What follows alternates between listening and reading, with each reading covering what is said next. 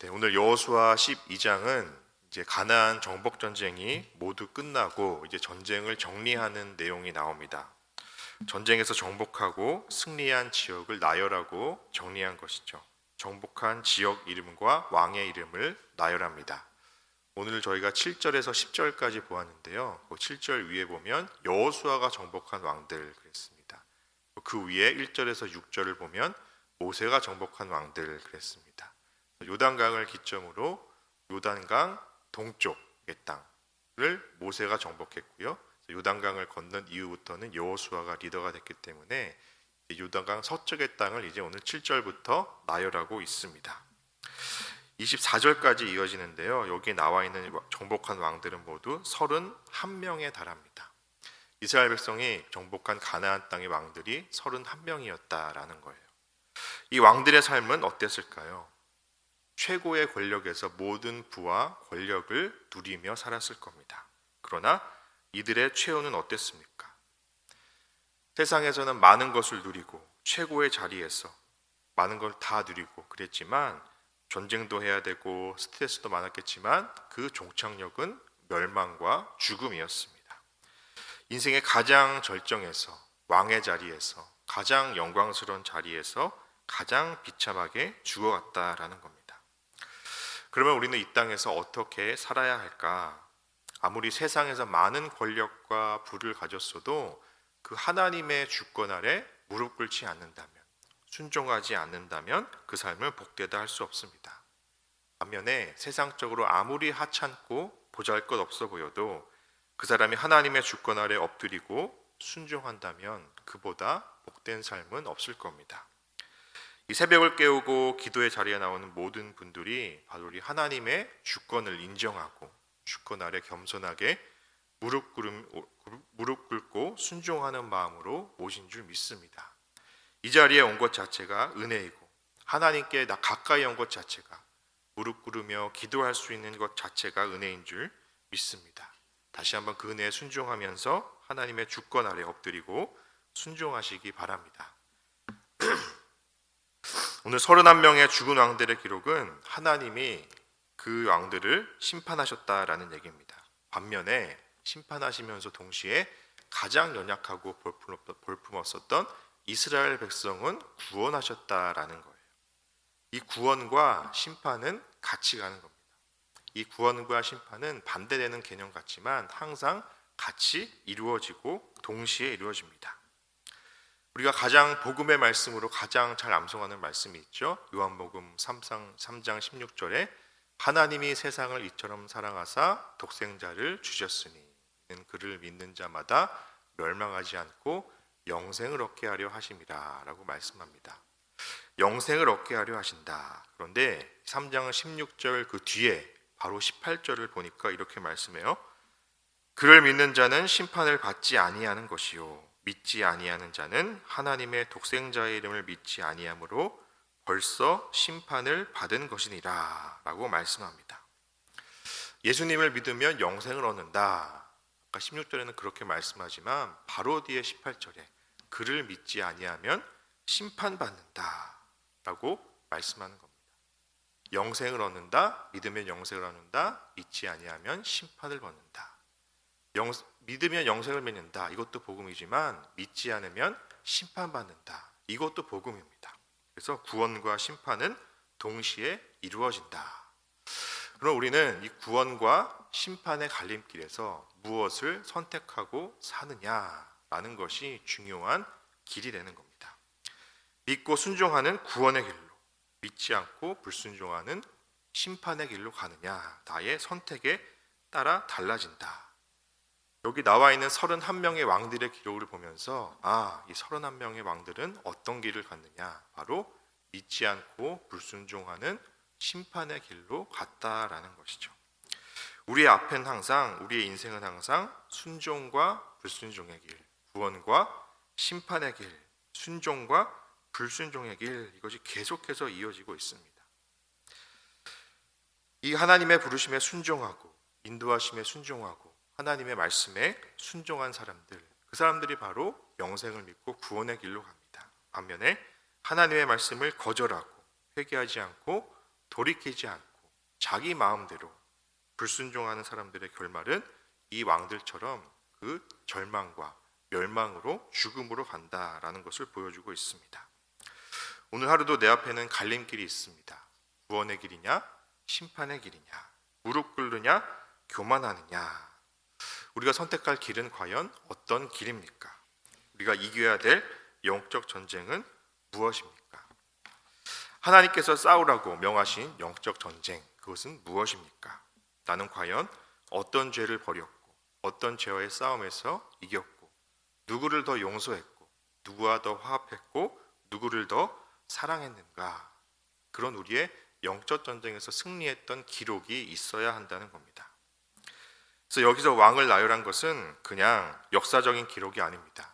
이 발음도 어렵고 이름도 어렵고 낯선 왕의 이름들을 보면서 왜 성경에 이런 걸 기록했나 이렇게 생각할 것이 아니라 정말 하나님이 나에게 주신 영적 전쟁의 기록은 무엇인가, 내가 정복한 세상의 왕들은 어떤 왕들인가 라는 것을 돌아볼 수 있어야 한다는 겁니다. 아직도 우리 안에는 정복해야 될 세상 왕들이 많이 있습니다. 교만들, 미움, 이기심, 자기연민, 열등감, 중독, 수치심, 다양한 것이 많이 있습니다. 우리가 싸워야 할 세상의 왕들이 많습니다. 하나님의 은혜로 나의 이 죄책감이 물러나고 또 하나님의 은혜로 자기연민과 열등감에서 우울감에서 해방되고 또 한 가지 죄가 해결된 것을 내가 고백하면서 용서받았음을 감사하고 또 수치와 고난에 대해서 이겨낸 그런 기록이 있어야 된다는 겁니다. 이것이 바로 나의 영적 자산이다. 이 영적 자산이 보이진 않지만 조금씩 계속 쌓여서 나의 보물창고 안에 천국 공간에 수북이 쌓여 있어야 한다라는 겁니다. 하나님이 나에게 주신 은혜가 얼마나 많은지, 하나님이 내게 주신 은혜로 내가 물리친 세상의 왕들은 어떤 왕들이 있는지 그것을 돌아보시고 기록하시기 바랍니다. 그래서 내 삶의 현장에서, 내 마음 전쟁에서, 그 영적 전쟁에서 계속해서 승리할 수 있어야 된다라는 겁니다. 이렇게 가나안 땅에 정복한 왕을 정리하면서 왜 하필 이스라엘을 통해서 가나안 땅을, 이 힘이 센 왕들을 정복하셨는가? 그 당시에 고대에서 가장 하찮은 민족이 바로 이스라엘 민족이었습니다. 이들은 400년 이상 동안 노예였습니다. 그래서 이들이 무기가 있습니까? 훈련을 받았습니까? 땅이 있습니까? 이 이스라엘 사람들은 가장 연약하고 볼품없는 민족이었습니다. 근데 가장 연약하고 볼품없는 민족을 통해서 가나안 땅에 철무기를 가진 이스라엘 그 가나안 땅에 31명의 왕을 하나님이 정복하셨다. 가장 연약하고 가장 절망적이고 가장 힘이 없는 백성들이기 때문입니다. 그래서 이 전쟁이 이스라엘이 이긴 것이 아니라 바로 하나님이 이긴 것이다. 하나님이 함께 하셔서 하나님이 승리한 것이다 라는 것을 보여주기 위해서 이스라엘을 통해서 이 31명의 왕을 이겼다라는 것입니다. 나도 마찬가지입니다. 왜 하나님이 나를 부르셨는가? 내가 잘나서? 아닙니다. 죽을 수밖에 없던 이 죄인을, 죽어야 마땅한 나를 불러내셔서 십자가의 보혈로 깨끗이 하시고 내 속에 더러운 죄들, 잘못된 이기심들, 탐심들, 그런 것들을 모두 깨끗하게 하시고 이 세상의 왕들을 정복하고 승리해 나가십니다. 저도 참 이렇게 사람들 앞에서, 어른들 앞에서 설교를 한다는 것이 아직도 신기합니다. 저 같은 죄인을 사람들 앞에서 말도 제대로 못하던 이 사람을 하나님 앞에 설교자로 쓰신다는 것이 신기합니다. 제가 잘나서 설교하는 것도 아니고 자격이 있어서 선 것도 아닙니다. 그냥 하나님이 행하시는 일을 드러내기 위해서, 하나님이 함께 하신다, 하나님이 승리하신다, 하나님이 일하신다라는 사실을 드러내기 위해서입니다. 이렇게 하나님은 가장 연약한 이스라엘을 통해서 스스로 가장 강하다고 생각하는 31명의 왕들을, 하나님을 대적하고 교만한 왕을 심판하고 있습니다. 그러면서 하나님의 언약, 하나님의 말씀이 이루어집니다. 신명기 7장 2절에 이렇게 말씀합니다. 내 하나님 여호와께서 그들을 내게 넘겨 내게 치게 하시리니. 이 하나님의 말씀을 이루어 가십니다. 또 이루셨습니다. 하나님의 언약이 이루어지고 하나님이 정확히 그 약속을 차근차근 지키시고 이루어 가십니다. 사람의 어떠함과 상관없이 우리는 이랬다 저랬다, 하루에도 감정이 몇 번씩 변하고, 순종했다 불순종했다, 믿었다 의심했다, 흔들리고 요동하지만 하나님은 우리의 그 흔들림과 요동에 상관없이 당신의 약속, 당신의 말씀을 이루어 가신다라는 것이죠. 우리 말씀 한 구절만 찾아보겠습니다. 민수기 23장으로 가겠습니다.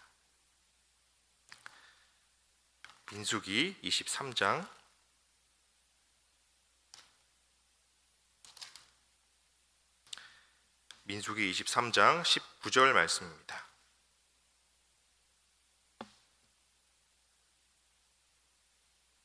민수기 23장 19절 말씀 우리 같이 읽습니다.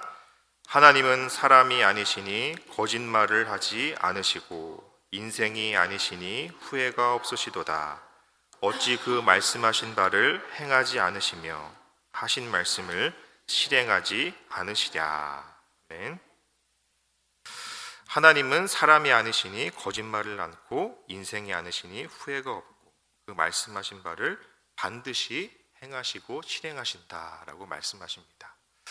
이스라엘 민족은 광야에서 수없이 불평했고 원망했고 불순종했고 하나님을 배반했고 하나님을 돌이키려 했습니다. 그러나 하나님은 그런 이스라엘 백성을 끝까지 붙잡고 가셔서 불기둥과 구름기둥으로 인도해 가시고 이제 그 철병기를 가진 가나안 땅의 왕들을 정복해 가십니다. 왜 그렇습니까? 하나님 당신의 말씀, 하나님의 약속을 이루시기 위함입니다.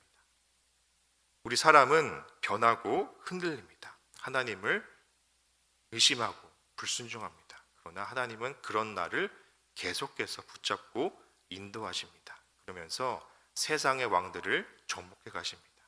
무엇 때문에요? 하나님 말씀을 이루시기 위해서. 그리고 내가 잘나서가 아니라 가장 연약하고 볼품없는 나를 통해서 하나님이 일하신다. 하나님이 함께 하신다. 하나님이 승리하신다라는 사실을 보여주기 위함입니다. 말씀을 맺겠습니다. 이스라엘 사람들은 가장 연약하고 볼품없는 민족이었습니다. 그 이스라엘 통해서 하나님이 오늘 세상의 왕들을 정복했음을 보여주고 있습니다. 우리도 오늘 하루를 살아가면서 나는 내가 죄와의 싸움에서 이길 수 있을까? 나는 참 연약하고 흔들리는 존재인데 라는 생각이 들 수도 있지만 하나님이 함께 하심으로 이미 이기시니 하나님의 승리, 하나님의 전쟁을 내가 믿음으로 취하면서 세상에서 승리할 수 있기를 바랍니다. 이 왕들을 보면서, 왕들의 명단을 보면서 우리는 구원의 길과 심판의 길, 순종의 길과 불순종의 길을 보아야 합니다. 언제나 우리의 앞에는 선택이 있고 갈림길이 있습니다. 언제나 하나님을 선택하고 순종을 선택하고 구원의 길을 선택하시기 바랍니다. 하나님은 나와 상관없이 하나님의 말씀을 이루십니다. 하나님의 약속을 이루십니다. 거짓말을 하지 않으시고 이랬다 저랬다 마음을 바꾸며 흔들리지 않으십니다. 나에게 하신 그 하나님의 약속, 그 하나님의 말씀을 붙잡고 오늘도 하나님이 이루신 그 승리를 믿음으로 바라보며 오늘 하루를 살아가는 저와 여러분 되기 바랍니다.